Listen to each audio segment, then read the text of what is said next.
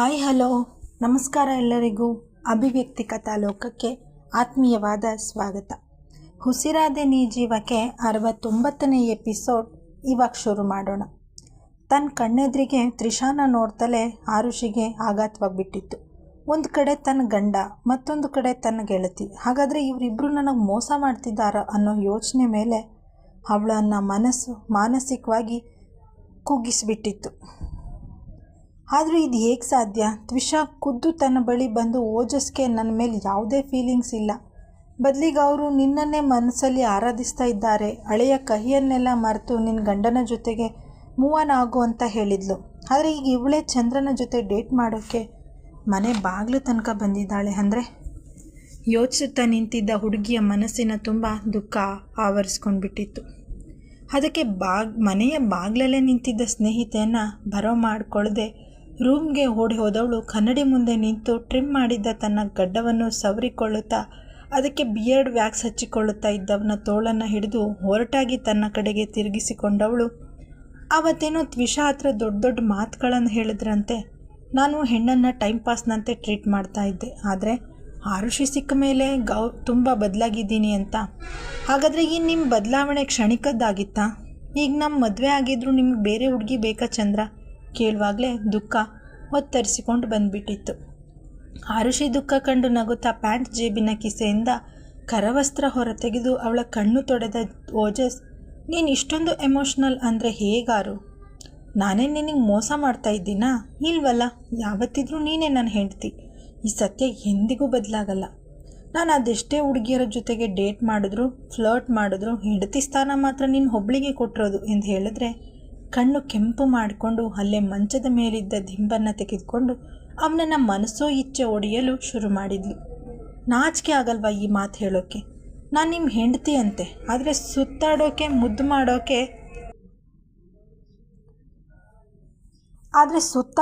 ಮುದ್ದು ಮಾಡೋಕೆ ಬೇರೆ ಹೆಣ್ಣು ಬೇಕಂತೆ.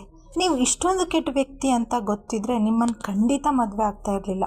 ತನ್ನ ಮೇಲೆ ಪ್ರಹಾರ ಮಾಡುತ್ತಾ ಇದ್ದವಳ ಕೈ ಹಿಡಿದು ತನ್ನತ್ತ ಸೆಳೆದುಕೊಂಡವನು, ಯಾವುದು ತಪ್ಪು ಆರು? ನಾನು ನೀನು ಕೊಟ್ಟಿರೋ ಮಾತಿನಂತೆ ನಡೆದುಕೊಳ್ತಾ ಇರೋದಾ? ಹಾಗೆ ನೋಡೋಕೆ ಹೋದರೆ ಮೊದಲನೇ ನನ್ನ ಗಂಡ ದೊಡ್ಡ ರಸಿಕ, ಆದರೆ ನನ್ನ ಭಾವನೆಗಳಿಗೆ ಬೆಲೆ ಕೊಟ್ಟು ಅಂತರ ಕಾಯ್ದುಕೊಂಡಿದ್ದಾನಲ್ಲ ಅಂತ ನೀನು ಖುಷಿ ಪಡಬೇಕು.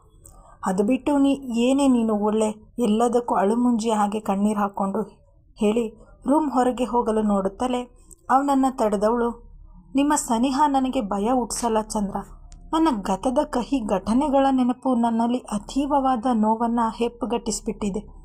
ನಾನು ಅದನ್ನು ಎಷ್ಟೇ ಮೆಟ್ಟಿ ನಿಲ್ಲಬೇಕು ಅಂತ ಅಂದುಕೊಂಡ್ರೂ ಆ ನೋವು ಭಯ ನನಗೆ ಮುಂದುವರಿಯೋಕೆ ಬಿಡ್ತಿಲ್ಲ. ನನ್ನ ಈ ಅಸಹಾಯಕ ಪರಿಸ್ಥಿತಿಯನ್ನು ನೀವು ಅರ್ಥ ಮಾಡ್ಕೊಂಡಿದ್ದೀರಾ ಅಂದ್ಕೊಂಡಿದ್ದೆ, ಆದರೆ ಎಂದು ಹೇಳಿದವಳ ಕಣ್ಣಾನೆಗಳು ಮತ್ತೆ ತುಂಬಿಕೊಂಡಿತ್ತು. ನಮ್ಮ ಮದುವೆ ಆದಾಗಿನಿಂದ ನಿಮ್ಮ ನಡವಳಿಕೆ, ನಿಮ್ಮ ಸಲಿಗೆ ನೋಡಿ ಮನಸ್ಸಿನ ಮೂಲೆಯಲ್ಲೆಲ್ಲೋ ಒಂದು ಕಡೆ ಚಂದ್ರನನ್ನು ಮೆಚ್ಕೊಂಡಿದ್ದಾರಾ ಅನ್ನೋ ಅನುಮಾನ ಕಾಡ್ತಿತ್ತು. ಹಾಗೆ ನಾನು ಸಹ ನನ್ನ ಅರಿವಿಗೆ ಬಾರದೆ ನಿಮ್ಮನ್ನು ಹಚ್ಕೊಳ್ಳೋಕ್ಕೆ ಶುರು ಮಾಡಿಬಿಟ್ಟು. ನನಗೆ ಗೊತ್ತು, ನಾನು ಒಂದು ಮಗುವಿನ ತಾಯಿ. ಆ ಮಗುವಿನ ಸಂತೋಷಕ್ಕಾಗಿ ನಾವು ಅವನ ಅಪ್ಪ ಅಮ್ಮ ಮಾತ್ರವೇ ಆಗಿರೋಣ ಅನ್ನೋ ಒಪ್ಪಂದದ ಮೇಲೆ ಮದುವೆ ಆಗಿದ್ದು ಅಂತ. ಆದರೆ ನಿಮ್ಮ ಸನಿಹ, ನಿಮ್ಮ ತುಂಟಾಟ, ನಿಮ್ಮ ಒಳ್ಳೆತನ, ನೀವು ನನ್ನ ಕಡೆ ತೋರೋ ಕಾಳಜಿ ನನ್ನ ಕಲ್ಲು ಮನಸ್ಸನ್ನು ಸಹ ಕರಗಿಸ್ಬಿಟ್ಟಿತ್ತು. ನೀವು ನನ್ನಲ್ಲಿ ಆಗಿರೋ ಬದಲಾವಣೆಗಳನ್ನು ಗಮನಿಸಿದ್ದೀರಾ ಅಂದ್ಕೊಂಡಿದ್ದೆ, ಆದರೆ ಅದು ಹಾಗಾಗಿಲ್ಲ. ಪ್ರೀತಿ ವಿಷಯದಲ್ಲಿ ನಾನು ನಿಜವಾಗ್ಲೂ ನತದೃಷ್ಟೆ ಚಂದ್ರ. ಮೊದಲು ಪ್ರೀತಿ ಇಲ್ಲ ಅಂದರೂ ಬಲವಂತ ಇತ್ತು, ಈಗ ಪ್ರೀತಿ ಇದ್ದರೂ ನೀವು ನನ್ನವರಾಗಿ ಮಾತ್ರ ಇರಬೇಕು ಅಂತ ಬಲವಂತ ಮಾಡೋಕ್ಕಾಗ್ತಿಲ್ಲ ಹೇಳಿ ತನ್ನ ಮುಖ ಮುಚ್ಕೊಂಡು ಕಣ್ಣೀರು ಹಾಕಿದ್ರೆ ಅವಳ ತಲೆ ನೇವರಿಸಿ, ನನಗೂ ಅಷ್ಟೇ ಕಣೋ ಬಂಗಾರಿ, ನಿನ್ನ ಮೇಲೆ ಪ್ರೀತಿ ಇದ್ದರೂ ಬಲವಂತ ಮಾಡೋ ಮನಸ್ಸಿಲ್ಲ. ಹಾಗಂತ ನಿನ್ನಿಂದ ದೂರ ಉಳಿಯೋಕ್ಕೂ ಆಗ್ತಿಲ್ಲ. ನಿಜ ಹೇಳ್ತೀನಿ, ಇವತ್ತು ನಿನ್ನ ಡಿನ್ನರ್ಗೆ ಹೊರಗೆ ಕರ್ಕೊಂಡು ಹೋಗೋಣ, ನನ್ನ ಮನಸ್ಸಿನ ಮಾತುಗಳನ್ನು ಹೇಳೋಣ ಅಂದ್ಕೊಂಡಿದ್ದೆ. ಆದರೆ ನಿನಗೆ ಬೇಸರ ಆಗ್ಬೋದು, ನನ್ನ ಮೇಲೆ ಕೋಪ ಮಾಡಿಕೊಂಡು ಮಾತು ಬಿಟ್ಟರೆ, ಚಿಂಟುಗೆ ನನ್ನ ಜೊತೆ ಮಾತಾಡಬೇಡ ಅಂತ ಹೇಳಿಕೊಟ್ರೆ, ನಿನ್ನ ಅಮ್ಮನ ಹತ್ರ ಸಹ ಚಾಡಿ ಹೇಳಿ ನನ್ನಿಂದ ದೂರ ಹೋದರೆ ಅನ್ನೋ ಭಯ ಆಯಿತು. ಅದಕ್ಕೆ ರಿಸ್ಕ್ ಬೇಡ ಅಂತ ಬೇರೆ ಹುಡುಗಿನ ಹುಡ್ಕೊಂಡು ಹೋಗ್ತಾ ಇದ್ದೀನಿ ಅಂತ ಹೊಳಗೆ ನಗುತ್ತಾ ಇದ್ದರೂ ಮುಖದ ಮೇಲೆ ಗಂಭೀರತೆ ತುಂಬಿಕೊಂಡಿದ್ದವನ ಮಾತು ಕೇಳಿ ತನ್ನ ಕಣ್ಣು ತೊಡೆದುಕೊಂಡ ಹುಡುಗಿ ತನ್ನ ಎದುರಿಗೆ ನಿಂತಿದ್ದವನ ಕೊರಳು ತಬ್ಬಿ ತನ್ನ ಸಮಕ್ಕೆ ಬಾಗಿಸಿಕೊಂಡವಳು ಅವನ ಮುಖದ ತುಂಬ ಮುತ್ತಿಟ್ಟು ಬಿಟ್ಲು. ಆರುಷಿಯಿಂದ ಇಂತಹ ನಡೆ ನಿರೀಕ್ಷಿಸಿರದ ಓಜಸ್ ಘರ ಬಡಿದವನಂತೆ ನಿಂತುಬಿಟ್ರೆ ಆರುಷಿ ಅವನ ಕೊರಳ ಪಟ್ಟಿ ಹಿಡಿದು ಈ ಮೊದಲು ಮದುವೆ ಅನ್ನೋ ಸಂಬಂಧದಲ್ಲಿ ಮೋಸ ಹೋದ ಕಾರಣ ಪ್ರೀತಿ ಸಂಗಾತಿ ಇದೆಲ್ಲ ವಿಷಯದ ಮೇಲೆ ಜಿಗುಪ್ಸೆ ಬೆಳೆಸ್ಕೊಂಡ್ಬಿಟ್ಟಿದ್ದೆ. ಆದರೆ ಈಗ ನೀವು ನನ್ನವರು, ನನಗೆ ಮಾತ್ರ ಸೇರಿದವರು ಅನ್ನೋ ಭಾವನೆ ಮನದಲ್ಲಿ ಬೇರೂರ್ಬಿಟ್ಟಿದೆ. ಈ ಹಿಂದೆ ನನ್ನ ಜೀವನದಲ್ಲಿ ಏನಾಗಿತ್ತು, ನಿಮ್ಮ ಬದುಕಲ್ಲಿ ಎಷ್ಟು ಹುಡುಗಿರಿದ್ರು ಅದೆಲ್ಲ ಅಲ್ಲೇ ಮರೆತು ಈಗ ನಿಮಗೆ ನಾನು ಅಂತಷ್ಟೇ ಇರಬೇಕು, ಗೊತ್ತಾಯ್ತಾ? ಮುನಿಸಿನಲ್ಲೇ ಮಾತಾಡಿದ್ರೆ ಸರಿ ತಲೆ ಆಡಿಸಿ ಸರಿ ಅಂದ ಹುಡುಗನ ಹೃದಯ ಬಡಿತ ಇನ್ನೂ ಜೋರಾಗಿ ಹೊಡೆದುಕೊಳ್ತಾ ಇತ್ತು. ಏನು ಬರೀ ತಲೆ ಆಡಿಸ್ತಾ ಇದ್ದೀರಾ? ಬಾಯ್ಬಿಟ್ಟು ನನಗೆ ಪ್ರಾಮಿಸ್ ಮಾಡಿ, ಇನ್ಮೇಲೆ ನನ್ನ ಬಿಟ್ಟು ಇನ್ಯಾವ ಹುಡುಗಿಯರ ಜೊತೆಗೂ ಕ್ಲೋಸ್ ಆಗಿರಲ್ಲ ಅಂತ ಧ್ವನಿ ಹೇರಿಸಿ ಕೇಳಿದ ರೀತಿಗೆ ಕ್ಷಣ ಅವಕ್ಕಾದ ಓಜಸ್, ನೀನು ನನ್ನ ರೆಬಲ್ ರಾಣಿ ಅಂತ ಗೊತ್ತಿತ್ತು, ಆದರೆ ಕಟ್ಕೊಂಡು ಗಂಡನಿಗೆ ಈಗ ಹವಾಜ್ ಹಾಕೋಷ್ಟು ರೆಬಲ್ ಅನ್ನೋದು ಗೊತ್ತಿರಲಿಲ್ಲ ಎಂದು ಹೇಳಿ ಅವಳ ಮೂಗು ಗಿಲ್ಲಿದವನು, ಆ ಮೂಗಿನ ತುದಿಯಲ್ಲಿ ಕೋಪ, ಈ ಕಣ್ಣಂಚಲ್ ನೀರು ತುಂಬ ಅಪರೂಪದ ಕಾಂಬಿನೇಷನ್ ಕಣೆ ನೀನು ಆರು ಎಂದು ಹೇಳಿದವನು ಅವಳ ನಡು ಬಳಸಿ ಬರಸೆಳೆದುಕೊಂಡವನು, ನೋಡು ಡಾರ್ಲಿಂಗ್, ನೀನು ಮಾತ್ರ ಅಲ್ಲ, ನಾನೀಗ ಮೊದಲಿನಂತಲ್ಲ, ತುಂಬ ಚೇಂಜ್ ಆಗಿದ್ದೀನಿ. ಆದರೂ ಅದು ಯಾಕೋ ನಿನ್ನನ್ನು ಕಾಡಿಸೋದ್ರಲ್ಲಿ ಒಂಥರ ಮಜಾ ಇದೆ. ಏನೋ ನೀನು ನನ್ನ ಬೈತೀಯ ಇಲ್ಲ ಅಳ್ತೀಯ ಅಂದ್ಕೊಂಡಿದ್ದೆ, ಆದರೆ ನೀನು ಹೀಗೆಲ್ಲ ಮುತ್ತು ಕೊಡ್ತೀಯ ಅಂತ ಅಂದ್ಕೊಂಡಿರಲಿಲ್ಲ. ಅಂತೂ ಈ ಮುನಿಯಮ್ಮನನ್ನು ರೊಮ್ಯಾಂಟಿಕ್ ಮೂಡ್ಗೆ ಕರ್ಕೊಂಡು ಬಂದಿದ್ದೀನಿ ಅಂದರೆ ನಾನು ನಿಜವಾಗ್ಲೂ ಗ್ರೇಟ್ ಅಲ್ವೇನೆ? ಮತ್ತವಳನ್ನು ಚೇಡಿಸಿದ್ದ. ನೀವು ಬರೀ ನನ್ನ ರೇಗಿಸೋಕೆ ತಮಾಷೆ ಮಾಡಿದ್ದು ಅಂದರೆ ತ್ವಿಷಾನ ಯಾಕೆ ಮನೆಗೆ ಕರೆಸ್ಕೊಂಡಿದ್ದು? ಕಿರಿಕಿರಿಯಲ್ಲೇ ಕೇಳಿದವಳು ನಗುತ್ತಾ ಅವಳ ಮುಂಗುರುಳನ್ನು ತನ್ನ ಬೆರಳಲ್ಲಿ ಆಡಿಸುತ್ತಾ, ಓಜಸ್, ನಾನು ಹೊರಗೆ ಹೋದಾಗ ನೀನು ಮನೇಲಿ ಒಬ್ಬಳೇ ಇರ್ತೀಯಾ? ಆಗ ನಿನಗೆ ಬೋರ್ ಆಗತ್ತೆ ಅಂತ ನಾನೇ ತ್ವಿಷಾಗೆ ಫೋನ್ ಮಾಡಿ ಆರು ಜೊತೆಗೆ ಇವತ್ತೊಂದು ರಾತ್ರಿ ಸ್ಪೆಂಡ್ ಮಾಡೋಕ್ಕಾಗತ್ತಾ ಅಂತ ಕೇಳಿದ್ದಕ್ಕೆ ಅವರು ಒಪ್ಪಿ ಬಂದರು ಅಷ್ಟೇ. ಹೇಳಿದ್ರೆ ನಾನು ಯಾಕೆ ಒಬ್ಬಳೇ ಇರ್ತೀನಿ, ನೀವು ನನ್ನ ಜೊತೆಗೆ ಇರ್ತೀರಲ್ವಾ? ಮತ್ತದೇ ಆತಂಕ ಮುಖ ಹೊತ್ತು ಕೇಳಿದರೆ ಇಷ್ಟೊತ್ತು ತುಟಿಗಳ ಮೇಲೆ ತುಂಟ ನಗು ಹೊತ್ತು ನಿಂತಿದ್ದ ಓಜಸ್ನ ಮುಖ ಬಿಗಿದುಕೊಂಡಿತ್ತು. ಭಾರವಾದ ಉಸಿರನ್ನು ಹೊರದಬ್ಬಿ ಚಂದ್ರಕಾಂತ್ ಮಿತ್ರನಿಗೆ ಅವನ ಲಾಯರ್ ಹೇಳ್ತಿರುವ ಹಾಗೆ ಯಾವುದೇ ಮನೋರೋಗ ಇಲ್ಲ, ಬದಲಿಗೆ ಅವನೊಬ್ಬ ಕ್ರಿಮಿನಲ್, ಹೆಣ್ಣುಮಕ್ಕಳನ್ನು ಹಿಂಸಿಸಿ ಖುಷಿ ಪಡುವ ಸ್ಯಾಡಿಸ್ಟ್, ಹಣಕ್ಕಾಗಿ ಅವರನ್ನು ಮಾರುವ ಥರ್ಡ್ ರೇಟೆಡ್ ಕ್ರಿಮಿನಲ್ ಅಂತ ಸಾಧಿಸಲು ನಮಗೊಬ್ಬ ಮುಖ್ಯ ಸಾಕ್ಷಿ ಬೇಕಾಗಿದೆ. 5 ವರ್ಷಗಳ ಹಿಂದೆ ಅವನು ಮೊದಲು ಮದುವೆಯಾದ ಹುಡುಗಿ ಸುಧಾ. ಅವಳು ಕೋರ್ಟ್ನಲ್ಲಿ ಹೇಳಿಕೆ ಕೊಟ್ಟರೆ ನಮ್ಮ ಕಡೆ ನಿಜಕ್ಕೂ ಕೇಸ್ ಸ್ಟ್ರಾಂಗ್ ಆಗುತ್ತೆ. ಶ್ರವಣ್ ಅವರು ಈ ವಿಷಯದಲ್ಲಿ ಸಾಕಷ್ಟು ತನಿಖೆ ನಡೆಸಿದ್ದಾರೆ. 5 ವರ್ಷಗಳ ಹಿಂದೆ ಆ ಕ್ರೂರಿ ಕೈಯಲ್ಲಿ ಈಗಿನ ಹಾಗೆ ಖರ್ಚಿಗೆ ಸಾಕಷ್ಟು ಹಣಕಾಸು ಇರಲಿಲ್ಲ. ಅದಕ್ಕೆ ಇಲ್ಲೇ ಬೆಂಗಳೂರಿನ ವೇಶ್ಯಾವಾಟಿಕೆಗೆ ಅವನ ಹೆಂಡತಿ ಸುಧಾನ ಮಾರಾಟ ಮಾಡಿದ್ದಾನೆ. ಆ ಹಣ ಬಳಸ್ಕೊಂಡು ಹೈದರಾಬಾದ್ಗೆ ಹೋಗಿ ಅಲ್ಲೊಂದು ದೊಡ್ಡ ಉದ್ಯಮಿಯ ಮಗಳನ್ನು ಪ್ರೀತಿ ಅನ್ನೋ ಹೆಸರಲ್ಲಿ ಬುಟ್ಟಿಗೆ ಹಾಕ್ಕೊಂಡು ಲವ್ ಮ್ಯಾರೇಜ್ ಆಗೋಣ ಅಂತ ಅವಳನ್ನು ಮನೆಯಿಂದ ಓಡಿಸ್ಕೊಂಡು ಹೋಗಿದ್ದಾನೆ. ನಂತರ ಪಾಪ ಆ ಹುಡುಗಿ ತನ್ನ ಪ್ರಿಯತನಮ್ಮನ ನಂಬಿ ತನ್ನ ಮನೆಯಿಂದಲೇ ಕದ್ದು ತಂದಿದ್ದ ಹಣ ಒಡವೆಗಳನ್ನೆಲ್ಲ ತನ್ನ ಬಳಿ ಉಳಿಸ್ಕೊಂಡು ಅವಳ ಜೊತೆಗೆ ಮದುವೆಯ ನಾಟಕಾಡಿ 2 ದಿನ ಬಿಟ್ಟು ಆ ಹುಡುಗಿನ ಯಾವುದೋ ದಲ್ಲಾಳಿಗೆ ಮಾರಿ ಅಲ್ಲಿಂದ ಮತ್ತೆ ಕರ್ನಾಟಕದ ಬೀದರ್ಗೆ ಬಂದು ಶ್ರೇಯಸ್ ಅನ್ನೋ ಹೆಸರಿನ ಬಡವರ ಮನೆಯ ಹುಡುಗಿ ಸಂಗೀತ ಜೊತೆಗೆ ಅದೇ ನಾಟಕ ಆಡಿದ್ದಾನೆ. ಆದರೆ ಪೊಲೀಸರು ಯಾವುದೋ ಮುಸಲ್ಮಾನರ ದೇಶದಲ್ಲಿ ವೇಶ್ಯಾವಾಟಿಕೆ ದಂಧೆಯಲ್ಲಿ ಅರ್ಧ ಜೀವ ಆಗಿದ್ದ ಹುಡುಗಿಯನ್ನು ಕಾಪಾಡಿ ವಾಪಸ್ ಅವಳನ್ನು ಈ ದೇಶಕ್ಕೆ ಅವಳೂರಿಗೆ ಕರೆತಂದರೂ ಸಹ ಅವಳ ಮನಸ್ಸು ತತ್ತರಿಸಿ ಹೋಗಿದ್ದ ಕಾರಣ ಆತ್ಮಹತ್ಯೆ ಮಾಡ್ಕೊಂಡ್ಬಿಟ್ಲು ಹೇಳಿದವನು ಮಂಕಾದ ಆರುಷಿ ಮುಖವನ್ನು ಬೊಗಸೆಯಲ್ಲಿ ಹಿಡಿದು ಅವಳ ಹಣೆಯ ಮೇಲೆ ಭರವಸೆಯ ಮುತ್ತೊಂದನ್ನಿಟ್ಟು, ನೋಡು ಆರು, ಈಗಾಗಲೇ ಯುದ್ಧ ಶುರುವಾಗಿದೆ. ಹಾಗೆ ಆ ಪಾಪಿಗೆ ಈ ಸಲ ಸರಿಯಾಗಿ ಕೆಡ್ಡ ತೋಡಿದ್ದೂ ಆಗಿದೆ. ಇನ್ನೇನಿದ್ರೂ ಅವನನ್ನು ಅದರಲ್ಲಿ ಸಮಾಧಿ ಮಾಡೋದಷ್ಟೇ ಬಾಕಿ ಇರೋದು.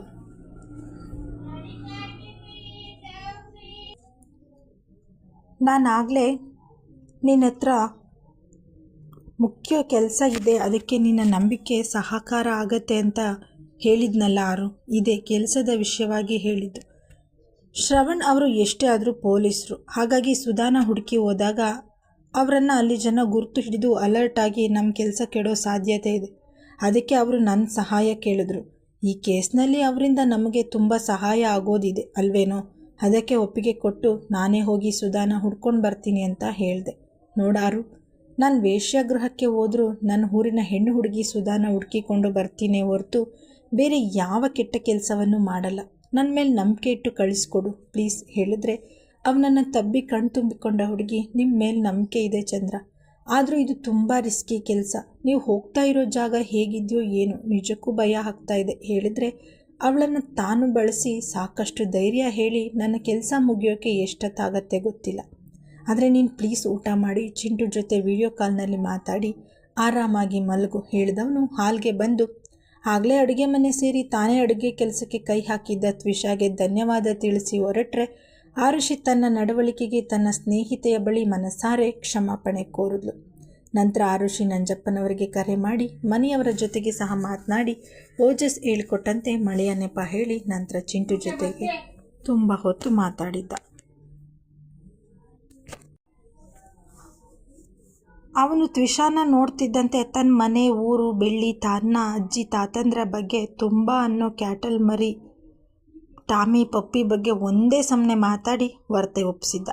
ನಂತರ ತನ್ನ ಅಪ್ಪನ ಬಗ್ಗೆ ಕೇಳಿದಾಗ ಅವರು ಆಫೀಸ್ ಕೆಲಸದ ಮೇಲೆ ಹೊರಗೋಗಿದ್ದಾರೆ ಅಂದಾಗ ಮೊದಲು ಮುನ್ಸ್ಕೊಂಡ್ರು, ನಂತರ ಅರ್ಥ ಮಾಡಿಕೊಂಡು ತನ್ನ ಅಮ್ಮನಿಗೆ ಪ್ಲೇಯಿಂಗ್ ಕಿಸ್ ಕೊಟ್ಟು ಫೋನ್ ಕಟ್ ಮಾಡಿದ್ರೆ ಚಿಂಟು ಅಲ್ಲಿ ತುಂಬ ಖುಷಿಯಾಗಿದ್ದಾನೆ ಅಲ್ವಾ, ನಿಜವಾಗ್ಲೂ ನಿನಗೆ ಚಿಂಟುಗೆ ಇಂಥ ಒಂದು ಒಳ್ಳೆ ಫ್ಯಾಮಿಲಿ ಸಿಕ್ತಲ್ಲ, ನನಗೆ ಅದೇ ಖುಷಿ ಹೇಳಿದ್ರೆ ತಕ್ಷಣ ಆರುಷಿ ನೀನು ಮನಸ್ಸು ಮಾಡಿದರೆ ಆ ಮನೆಯ ಸೊಸೆಯಾಗಿ ನಾನು ಓರ್ಗೀತಿಯಾಗಿ ಬರಬಹುದು ಹೇಳಿದ್ದೆ ತಡ ಆರುಷಿ ಯಾರ ಬಗ್ಗೆ ಹೇಳ್ತಾ ಇದ್ದಾಳೆ ಅನ್ನೋದನ್ನು ಗ್ರಹಿಸಿ ಅದೊಂದು ಹಳ್ಳಿ ಗುಗ್ಗು ಮುಖ ಸಿಂಡರಿಸಿ ಕುಕ್ಕರ್ ಆರಿಸಿ ಬರ್ತೀನಿ ಅಂತ ಹೇಳಿ ಅಡುಗೆ ಮನೆಗೆ ಎದ್ದು ಹೋದ್ಲು.